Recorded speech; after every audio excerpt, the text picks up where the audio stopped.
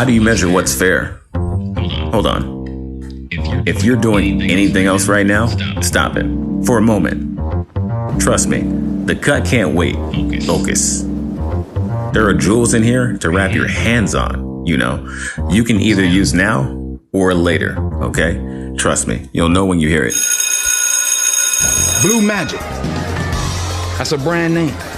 Like Pepsi, that's a brand name. I stand behind it, I guarantee it.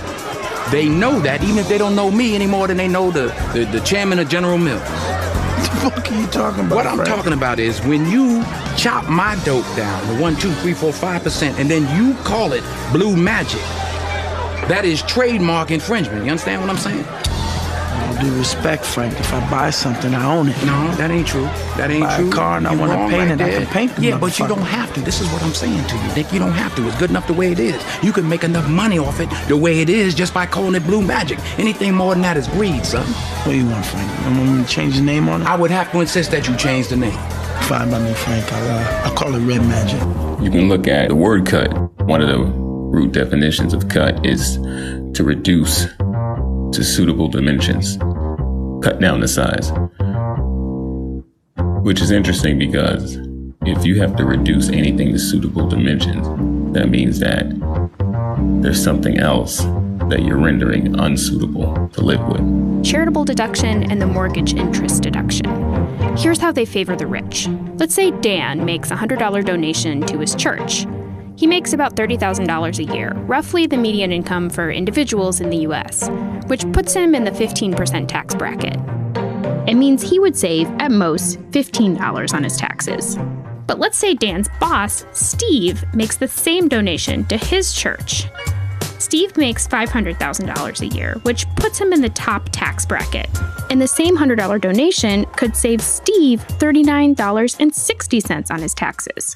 Dan and Steve give the same amount to their church, but Steve saves more than twice as much. The higher your tax rate, the more the charitable deduction helps you. Small examples like this add up. People making $100,000 or more account for about 57% of all the charitable contributions in the US, but they get 76% of the tax benefits. This deduction is also really expensive. The US spends $70 billion a year on it, more than 8 times what it spends on Head Start, the federally funded preschool program, and more than twice what it spends on Pell Grants for low-income students to go to college. Plus, there's all kinds of ways to bend the rules. Billionaire Mitchell Rales gets a tax break for donating his collection of modern art to a museum that he built right next door to his house, a museum that's only open for private tours. With somebody else that maybe referred us business or worked with us, putting in the same amount of effort in something.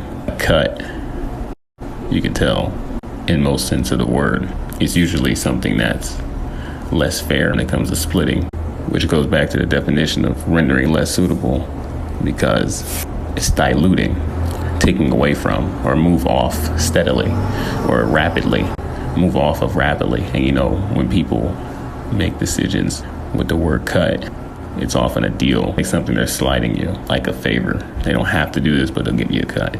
But what's suitable about a cut? Tax rate for the richest people was 70%, and through a series of reforms, it dropped to 28%. And the Council on Foundations is kind of the trade group for charities, said, oh my God, you do that, we're going to lose all our contributions.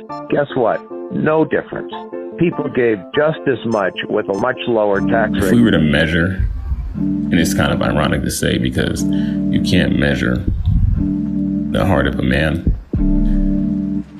And I say that to say, for the people who work off of their heart and only do things where their heart wills them to do a certain kind of work, you can't measure that kind of effort because it's something you can't see. It's just something you experience, but you never know what kind of effort goes into facilitating an experience that you are aware Austria, of. Finland, Ireland, Italy, Sweden, Switzerland, and New Zealand have all gotten rid of their deductions for charitable contributions, and that hasn't had an impact on donation rates. What easy way to make things more fair? Replace the tax deduction with a tax credit. If Dan and Steve both give $100 to their church, give them each a $15 tax credit. That's how they do it in Canada. A tax credit reduces the amount you owe, so the same donation gets the same benefit.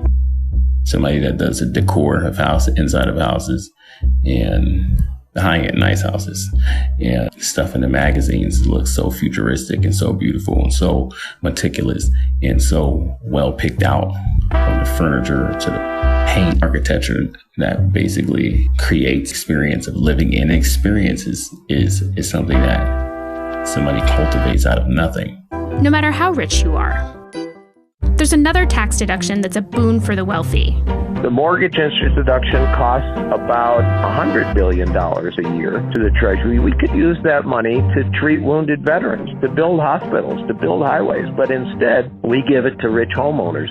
Here's how it works. Let's say Dan buys a house for $100,000. He doesn't pay for that all at once. Each month, he writes a check to the bank for $1,000. Let's say $800 goes to paying for the house, and the bank keeps $200. That's interest. Dan writes 12 of these checks a year, so he pays $2,400 a year in interest.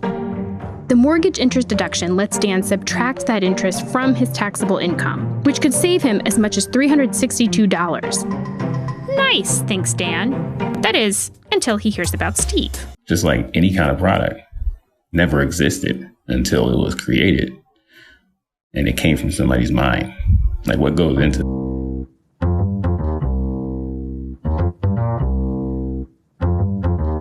focus. Class system has created competition.